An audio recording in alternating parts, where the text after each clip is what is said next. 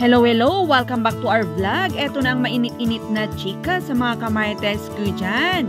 Kahapon nga ay si Sian Gaza nag-post siya ng blind items. Pero halatang sila Ellen Adarna at Derek Ramsey ang kanyang kinutukoy. At yun na nga, may share na tayo na sagot ni Ellen Adarna sa mga sinabi ni Sian kahapon. So nandyan yung mga videos. At eto pa, sinagot rin ni Derek Ramsey ang mga sinabi ni Sian at sabi niya hindi yun totoo. At ngayon, eto na ang open letter ni Sian para kay Derek. Open letter to Miss Ramsey. Derek, how true ang chismis na naglasing ka daw kagabi around Tokyo, Japan? Na-heard ko lang sa dalawang OFW na nagtatrabaho sa pinuntahan mong bar.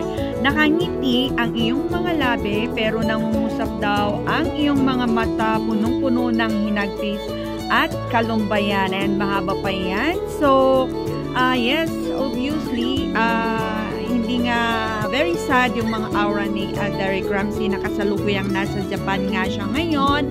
And recently nga yan is nag-deactivate pa yan ng kanyang Instagram and now is bumalik na ulit and wala pa rin silang inaamin, both Derek and Ellen. So, sana pagdasal natin na maayos ang gusot na ito. Kasi nalalapit na rin ang first birthday ng kanilang anak na si Lily Ramsey. Sana maayos na to. OMG, keep on watching till the end. Morning, guys. So, there's this issue about Mr. Sian Gaza. I'll just keep this very simple.